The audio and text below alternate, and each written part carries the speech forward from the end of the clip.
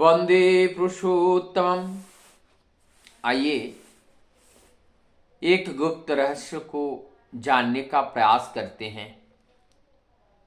आश्रम की एक माँ थी। वो ठाकुर दर्शन के लिए आश्रम में आकर कभी कभी काफी दिन तक वहां रुकती थी। एक बार वो माँ ठाकुर जी के द्वारा जब माँ को कहा गया कि तुम बड़े भाग्यवती हो, इस बात को सुनकर वो रोने लगी, फुट फुट कर रोने लगी। वहां के जो प्रत्यक्षदर्शी थे कोई समझ नहीं पाए। सभी ने अपने अपने तरीके से समझा और ये घटना कैसे हुई। जब उनका बेटा आश्रम में रहता था, जो हम सभी लोग जानते हैं, श्री राम बसवन सिंहदा, और बीच बीच में आश्रम में वो जाती थी और वो आश्रम में आई, ठाकुर जी को प्रणाम किया,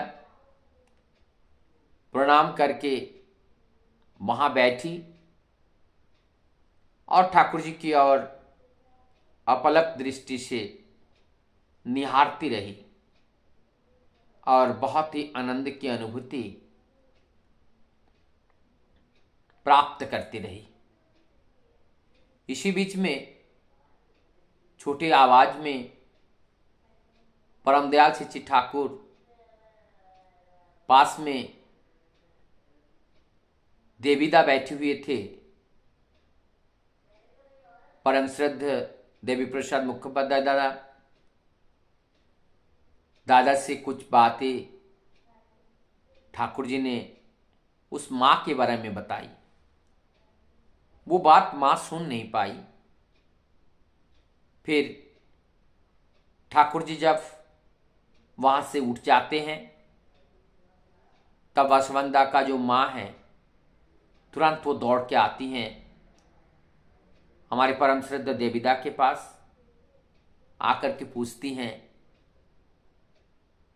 ठाकुर जी ने क्या कहा आपसे, हमारे बारे में कुछ कहा है? तो उन्होंने कहा, हाँ कहा है। क्या? उन्होंने बताया कि आप बड़े भाग्यवती हैं। इस बात को सुनकर मां का मन तुरंत खराब हो गया, आंखों से आंसू झरने लगा। देवीदा, केष्टदा, सभी जो भक्त लोग थे मां से पूछने लगी, मां रो क्यों रही हो, रो क्यों रही हो? लेकिन बिना बताए रोई जा रही थी। वासवंदा भी घर आए, मां को चुप नहीं करा पा रही हैं। तब मां से जब वासवंदा ने बहुत जिद किया कि आपको क्या हुआ, आप बताती क्यों नहीं, तब मां बताती हैं, क्या ठाकुर ने मुझसे मजाक किया? मैं बड़ी भाग्यवती हूं। मेरे बचपन में मां चली गई, मैं मातृहारा हो गई थी। फिर मेरा पिता, फिर मेरे सास ससुर, फिर मेरे पति, ऐसे करते करते मेरा एक एक करते करते सब चले गए। और ठाकुर जी कह रहे हैं कि मैं बड़े भाग्यवती हूं, तो ये मजाक नहीं तो और क्या? तब वासवंदा कहने लगे, मां, हमारी जो बाबा थे वो भी जल्दी चले गए। उसके बाद हमारे पिताजी थे वो भी चले गए। हमारी दादी भी विधवा हो गई। आप मेरी माँ हैं, आप भी विधवा हो गई। और मैं आपका बेटा हूं, आपका बहू भी है। मेरे लिए भी यही था। आपकी बहू विधवा नहीं हुई। मैं आपका बेटा अभी जिंदा हूं, तो आप भाग्यवती नहीं है।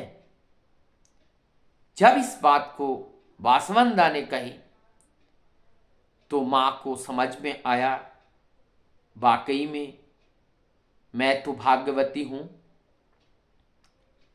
क्योंकि पता नहीं कौन सा अभिशाप था हमारे परिवार के ऊपर। हमारे वंश परंपरा में सभी लोग ऐसे ही चले जा रहे थे। पता नहीं किस जन्म के अभिशाप का ये कर्मफल के रूप में ये जो भोगना पड़ रहा है। सही में हमारी बेटा, हमारी बहू, सब लोग सही सलामत है। वास्तव में ये परम दयाल का ही दया है।